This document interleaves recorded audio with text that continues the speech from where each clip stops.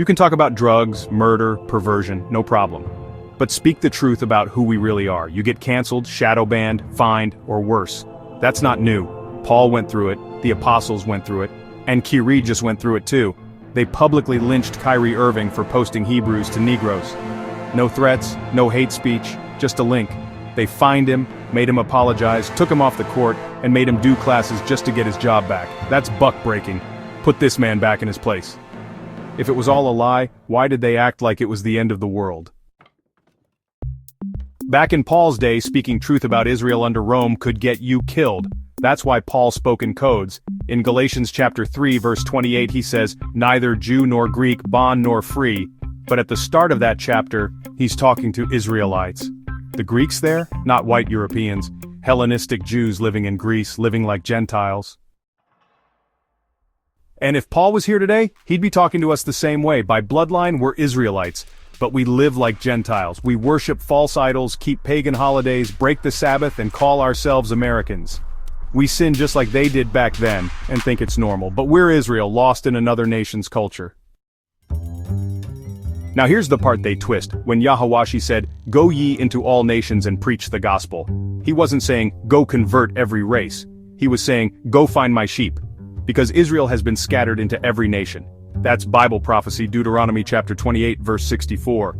We'd be scattered from one end of the earth to the other. That's why Paul was called the apostle to the Gentiles. Because he was reaching Israelites living among the other nations, thinking they were those nations. John 3:16, everybody quotes it like it's about the whole planet. But in Greek, the word foreworld here is cosmos.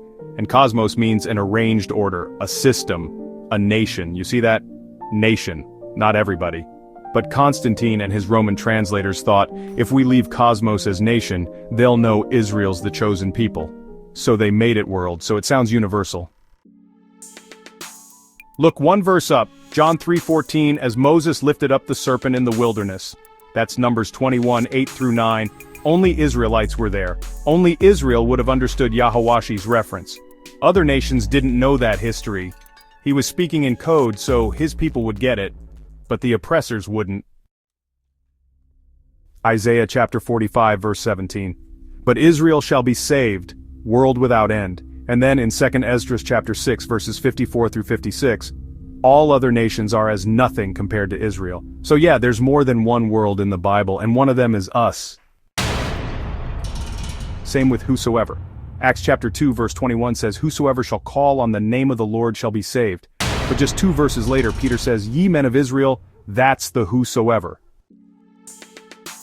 Rome also slid in the Immaculate Conception to match their pagan gods. Isaiah chapter 7 verse 14 says, "Young woman" in Hebrew, but they mistranslated it to virgin in Greek, Parthenos, to fit their sun god birth myths. Same way they gave us December 25th Sunday worship and white Jesus.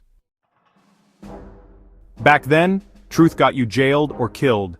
Today it gets you banned, fined, and labeled anti-Semitic. Same spirit, same oppressor. Israel, wake up.